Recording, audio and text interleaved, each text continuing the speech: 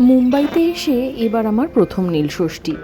কিয়ান হওয়ার পর থেকে এই দিনটা আমার কাছে খুব স্পেশাল। প্রতিবারই এই ব্রতটা আমি করি, কিন্তু এবার তো একটু অন্যরকম।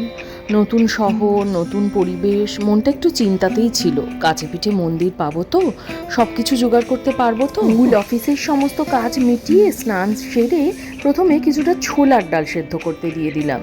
ওর নিজের মতো করে যা যা জোগাড় করতে পেরেছি সেই সব সাজিয়ে গুছিয়ে নিয়ে বেরিয়ে পড়লাম।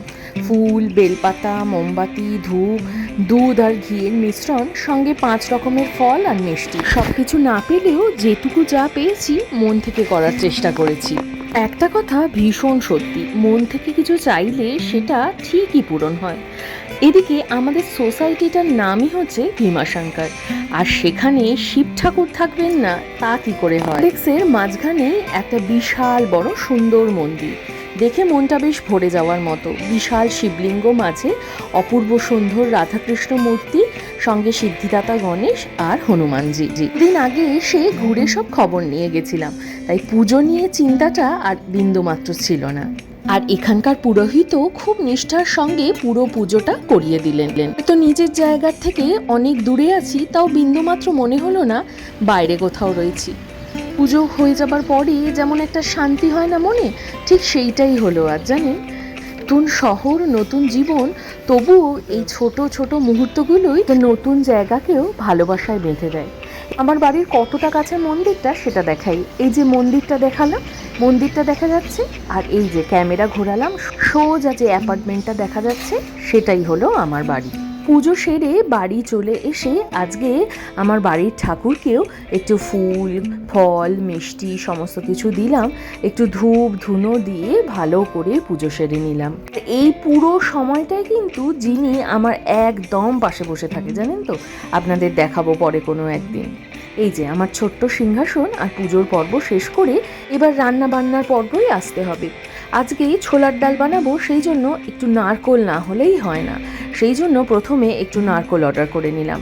এদিকে উপোস তো আজকে, সেই জন্য প্রথমে এসে ফল মিষ্টি একটু খেয়ে তারপরে ছোলার ডালটা বানাতে এলাম। একটু শেয়ার করি। জিরে, শুকনো লঙ্কা, গোটা গরম মশলা দিয়ে প্রথমে একটু টমেটো দিয়ে দিলাম। টমেটোর সঙ্গে হিং আর আদা বাটা দিয়ে ভালো করে টমেটোটাকে কষাতে থাকবো যতক্ষণ না টমেটোটা মজে নরম হয়ে আসছে।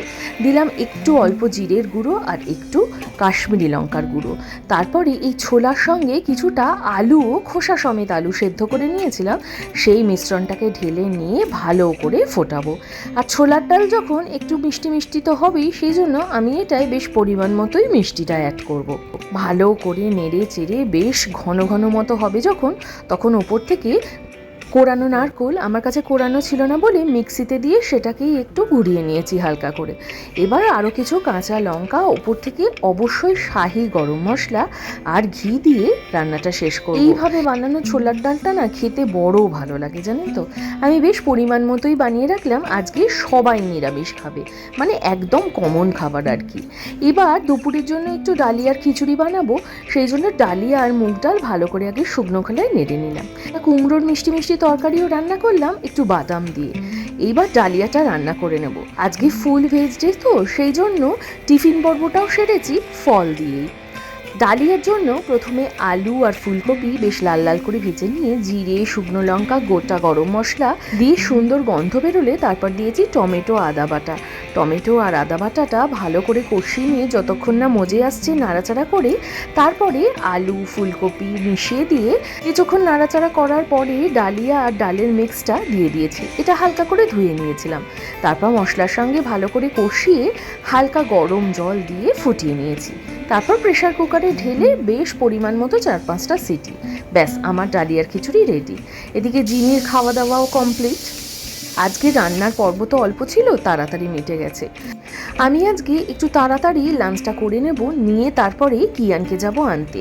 আজকে কিয়ানকেও বলে রেখেছি স্কুল থেকে ফিরে এই ডালিয়ার খিচুড়ি কিন্তু খেতে হচ্ছে। যাই হোক, কিয়ান যথাসময়ে চলে এসেছে। আর এদিকে বিকেলবেলা এটা কি বানিয়েছিলাম জানেন তো, একটা মশলা ছাঁচির মিক্স বানিয়ে রেখেছিলাম। এই রেসিপিটা পরে আপনাদের সঙ্গে শেয়ার করব। যাই হোক, আজকের ভিডিওটা এই অবধিই থাকলো, আবার দেখা হচ্ছে পরে।